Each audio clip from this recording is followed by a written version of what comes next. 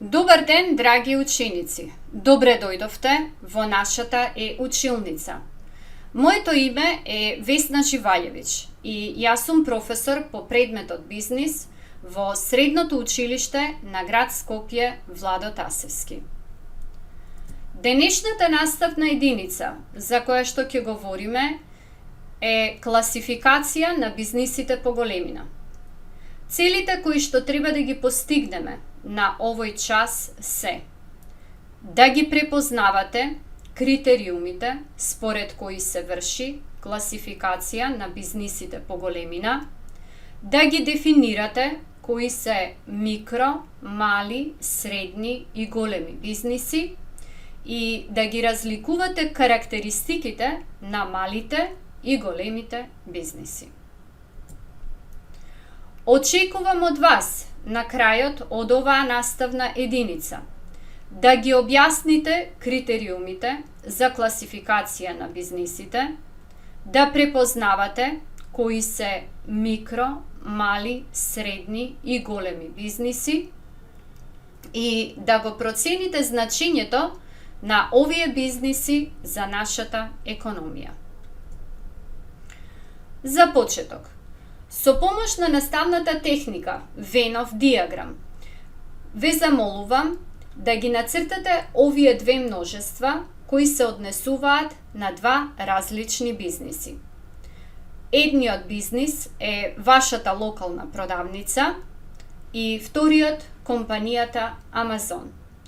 За оние кои првпат се сретнуваат со оваа наставна техника, да објасниме дека во пресекот на множествата треба да ги напишете кои се нивните сличности, додека нивните разлики ги пишувате посебно во секое множество.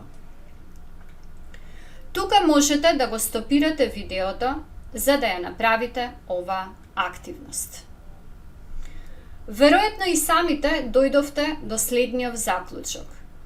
И едниот и другиот бизнис вршат продажба на одредени производи и услуги.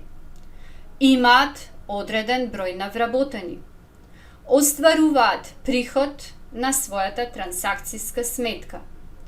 Но она по кое што се разликуваат, тоа е според бројот на вработените, според големината на годишните приходи и според вредноста на се она што го поседуваат. На овој начин всушност дојдовме и до критериумите според кои се врши класификација на бизнисите, утврдени со Законот за трговски друштва.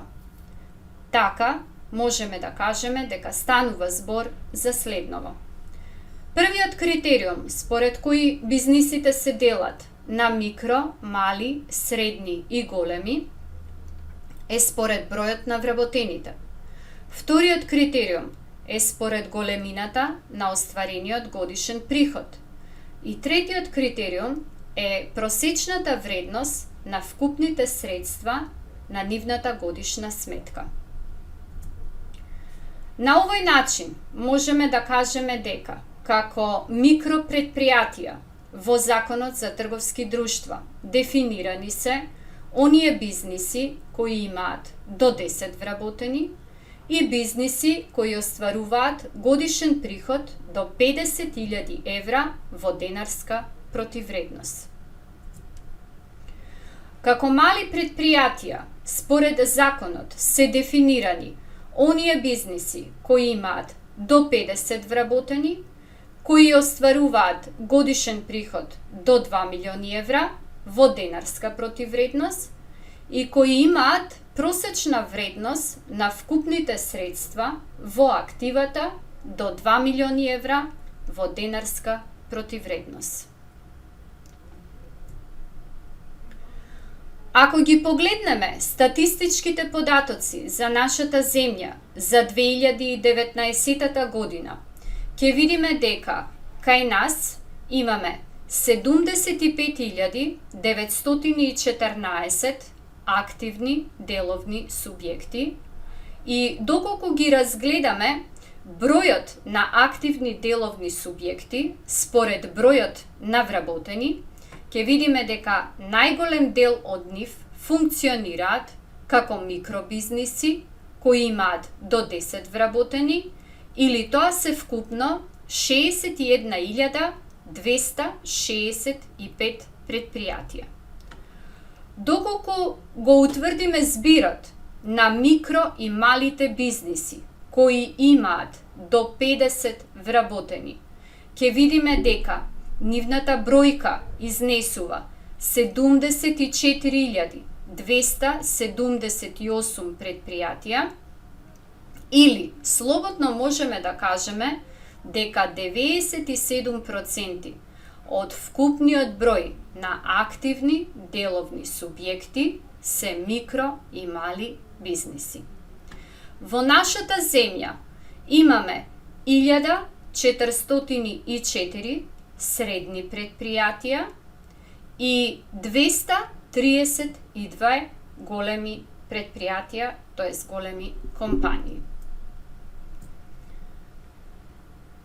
Еве го на овој слайд, овој збирен податок за кој што претходно говорев. Од тука и од овие статистички податоци можеме да ги извлечеме карактеристиките на микро и малите бизниси и нивното значење за нашата економија. Пред се станува збор за бизниси кои овозможуваат голем број нови вработувања. На овој начин тие ја намалуваат стапката на невработеност во нашата земја.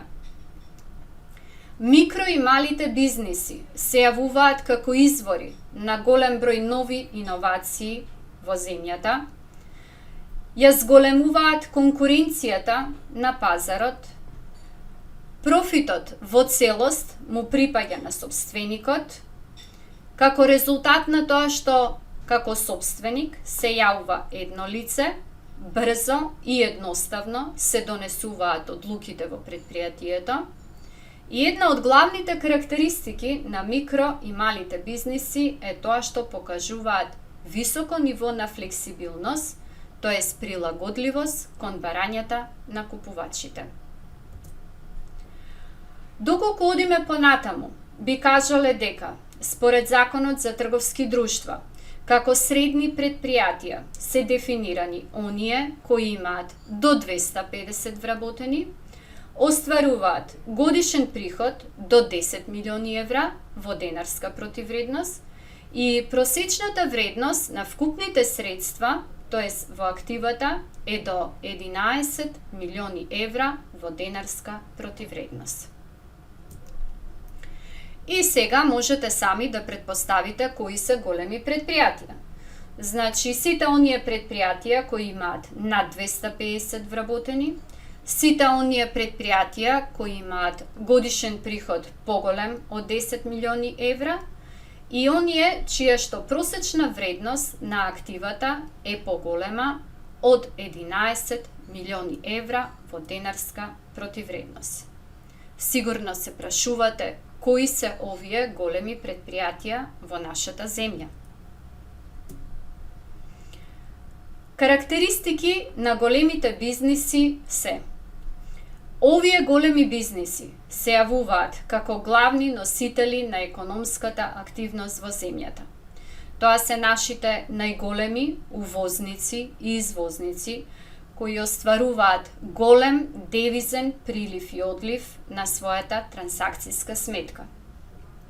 Имаат голем обем на производство, како резултат на тоа што вршат набавка во големи количини, можат да остварат пониски трошоци по единица производ, бидејќи имаат и голем обем на производство, а со ова се јавуваат и со пониски продажни цени на пазарот.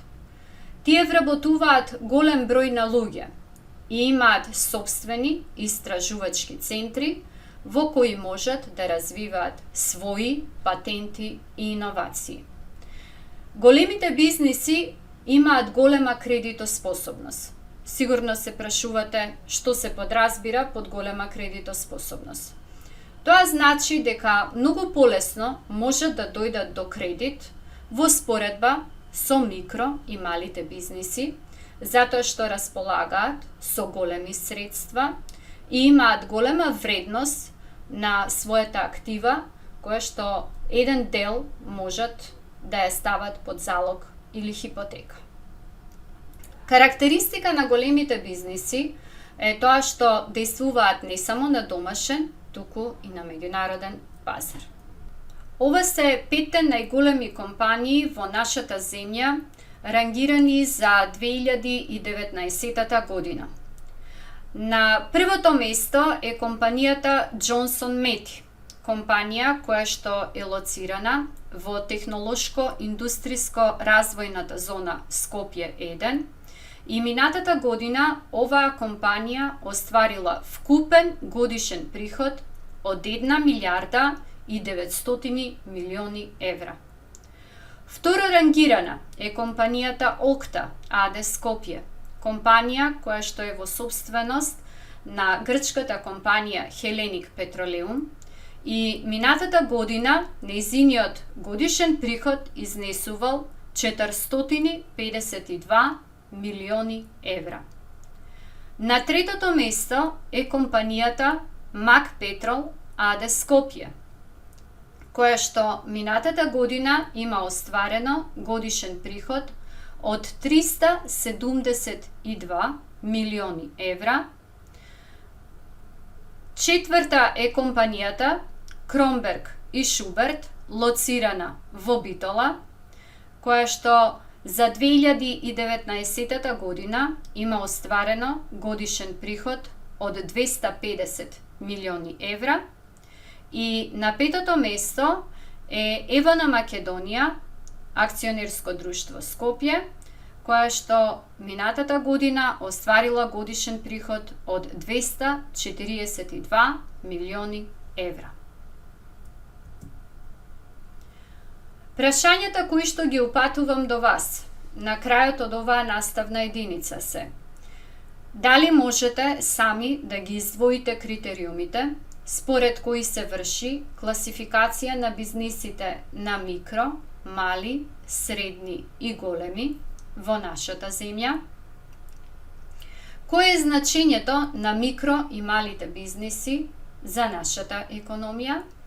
И кои се карактеристиките на големите бизниси, тоест големите компании?